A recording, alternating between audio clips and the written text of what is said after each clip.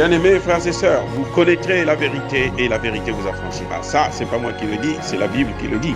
Mais moi, je vous dis mieux.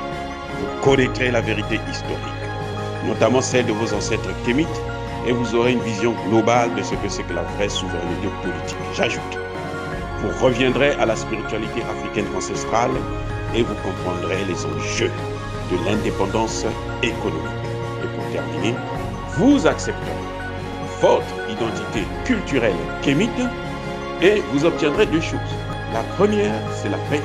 La seconde, c'est le développement, à une condition. L'unité de toute l'Afrique noire, l'unité de tous les Noirs du monde entier. Otep à tous, bienvenue sur la chaîne des panafricanistes par essence, par conviction et par excellence. Celle des citoyens kémites par nécessité et obligation de combat. Nous sommes une chaîne qui n'est guidée que par nos ancêtres et rien que par les ancêtres qui appartiennent à l'égrégore du monde noir. Par conséquent, nous ne croyons en aucun Dieu venu de l'étranger. Toutefois, cette vidéo n'est aucunement destinée à inciter à la haine ou à la violence, car nous menons un combat qui est d'abord et avant tout spirituel, intellectuel et démocratique. Ensuite, il est politique, géopolitique et géostratégique, contre l'impérialisme, le colonialisme, le néocolonialisme et l'endocolonat, qui sont tous qualifiés de crimes contre l'humanité. Nous menons ce combat sur la base du principe fondamental que nous avons hérité de nos ancêtres kémites, qui est celui de la Mahat, c'est-à-dire solidarité, vérité et justice. Vous êtes donc en droit de connaître la vérité et nous avons l'obligation de vous dire la vérité, rien que la vérité, afin que justice soit rendue au continent africain. Et ça, c'est notre modeste contribution dans cette noble lutte en faveur de la souveraineté, la dignité, la solidarité et l'unité africaine. C'est exactement ça que nous appelons le panafricanisme.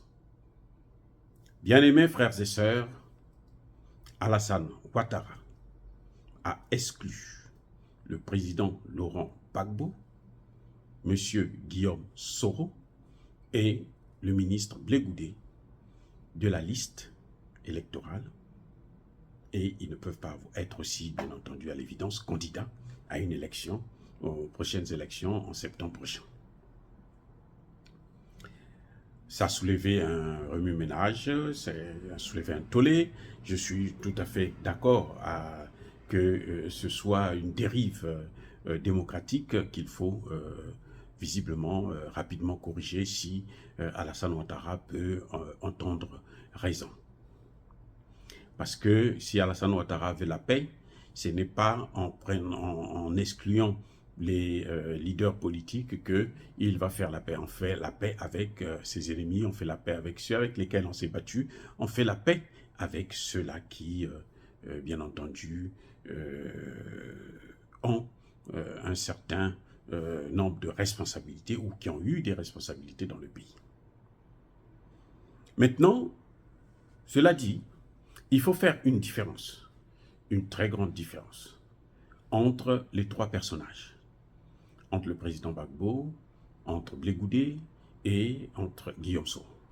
On ne peut pas mettre tout le monde dans le même sac. C'est vrai que la sanction est la même pour tous, ils sont tous exclus des listes électorales, mais il faut quand même faire une différence de rôle que chacun d'eux a joué, et pour mieux comprendre si il mérite la même peine ou pas.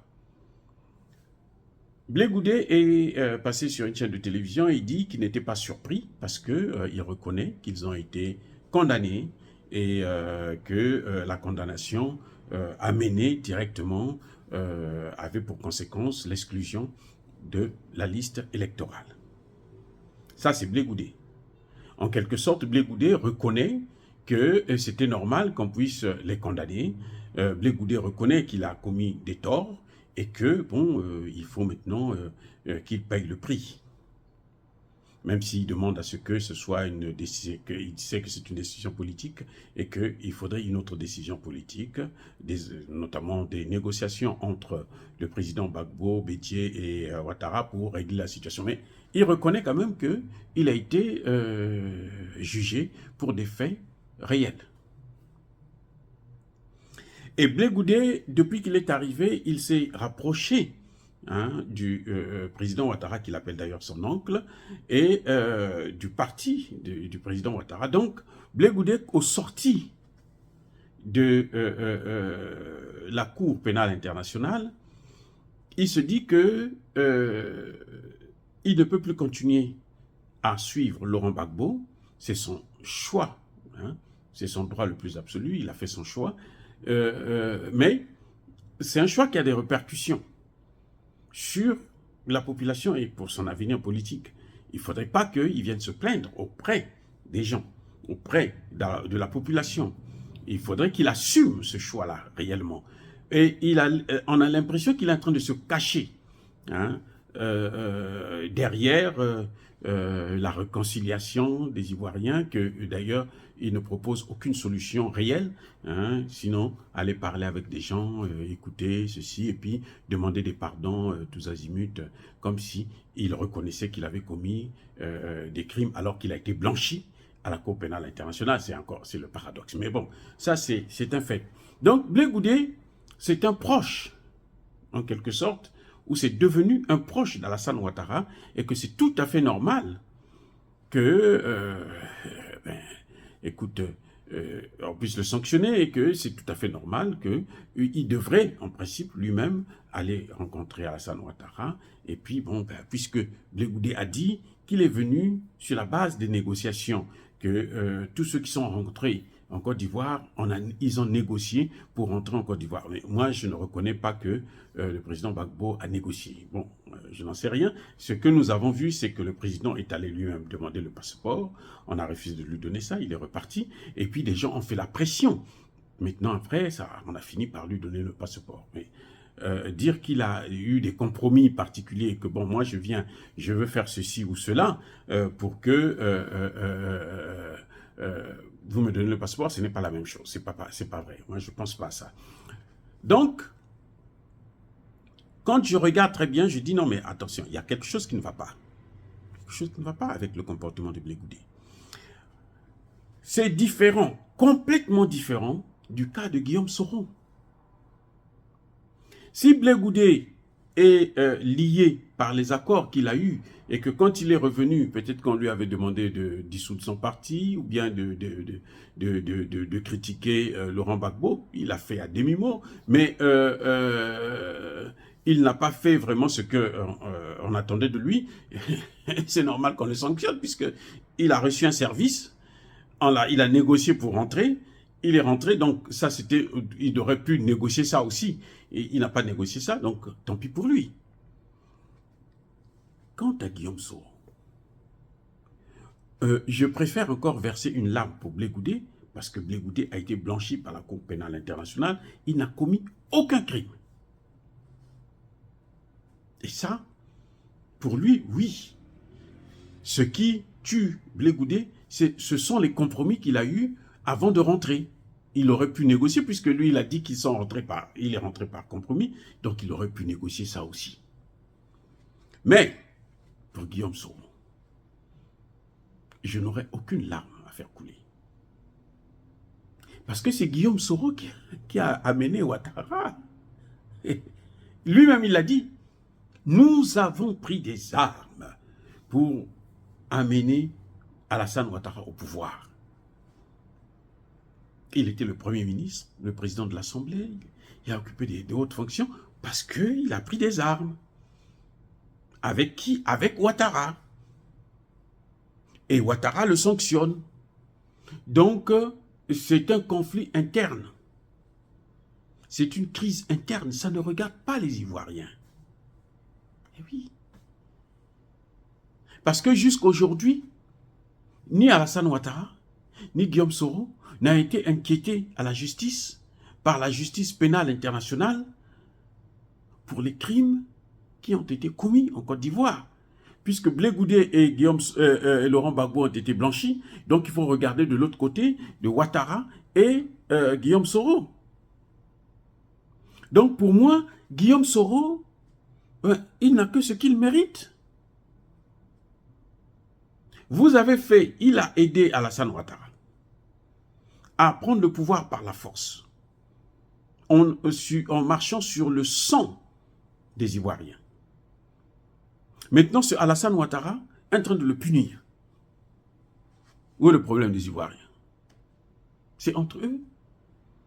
Si encore nous connaissions la vérité, si Guillaume Soro nous a dit la vérité, si Guillaume Soro est venu, il a étalé la réalité. Regarde, il est en train de se balader là. Il est en train de protéger Alassane Ouattara. Il est en train de protéger la France. Nous savons tous que celui qui est derrière, c'est la France. Les gros crimes qu'il y a eu, pour lesquels on a amené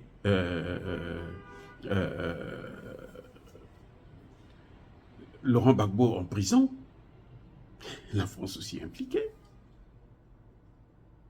La France a violenté Madame Gbagbo. Mais Guillaume Soro ne les a jamais exposés. Donc Guillaume Soro protège la France, Guillaume Soro protège Alassane Ouattara. Pourquoi voulez-vous que les gens en puissent s'inquiéter pour ça? Ça ne nous regarde pas. Ça, c'est un règlement interne. C'est une crise entre deux bourreaux. Il l'a mené au pouvoir et lui ne veut pas lui céder le pouvoir. C'est pour ça qu'il est en train de faire tout ça. C'est exactement... C'est-à-dire que ça n'a rien à voir avec l'intérêt national. Là où on peut parler de l'intérêt national, c'est Laurent Gbagbo. Parce que Laurent Gbagbo était le chef de l'État. Un chef de l'État qu'on prend, on amène à La Haye dans des conditions illégales. Je vous rappelle que la Côte d'Ivoire n'était pas signataire des accords de Rome, du traité de Rome, qui porte la création de la Cour pénale internationale. C'est après l'arrestation de Laurent Gbagbo que les Européens ont dit à Ouattara, bon, signe le traité là comme ça, on va avoir une motivation juridique, une raison juridique de l'amener à La Haye. Et comme par hasard, on l'a amené à La Haye et on est allé découvrir la vérité qu'il n'est pour rien. Donc là, c'est un problème d'État. Là, c'est un problème national. Parce que il y a autre chose. C'est que la réconciliation dont on parle, il faut compter sur Laurent Gbagbo. Oui. Alassane Ouattara ne peut pas faire la réconciliation seul avec son camp. Même pas avec Guillaume Soro.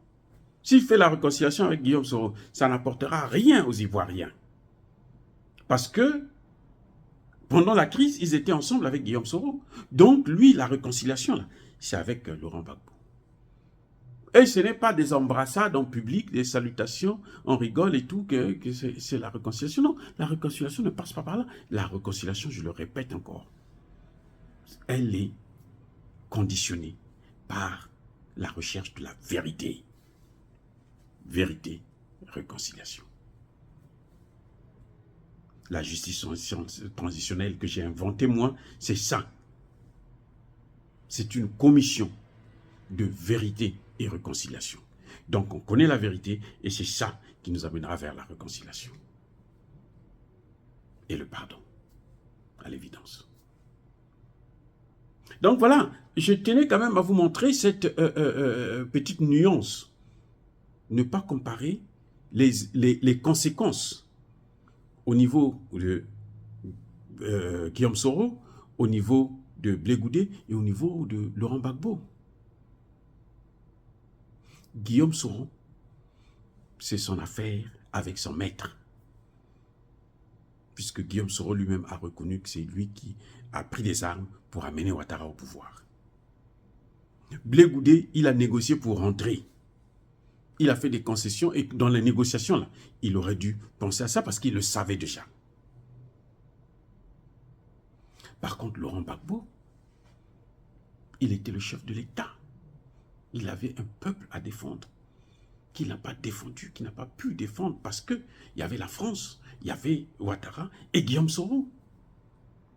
Et Guillaume Soro, malgré le conflit qu'il a avec Ouattara, ne dit pas la vérité, n'expose pas Ouattara, n'expose pas la France. C'est-à-dire qu'entre Guillaume Soro et Ouattara, c'est comme si c'est un conflit de sorciers. C'est-à-dire le jour, devant les gens, ils ne s'entendent pas, mais la nuit, ils vont commettre des forfaits ensemble. Dire cela, c'est inciter à la haine ou à la violence. Non, il y a pas colère, il y a malin. Encore une fois, bien-aimés frères et sœurs, soyez bénis, abondamment bénis. Je persiste et je signe par le Dieu des Kémites et par nos ancêtres angélisés. Mais que tous ceux qui persécutent le continent africain le pillent et le déstabilisent, qu'ils soient noirs, blancs, chinois, arabes, indiens ou qui qu'ils soient maudits, punis, foudroyés, neutralisés, effacés, écrasés par le Dieu des Kémites et par nos ancêtres angélisés. Vive l'Afrique éternelle, j'ai dit et j'assume.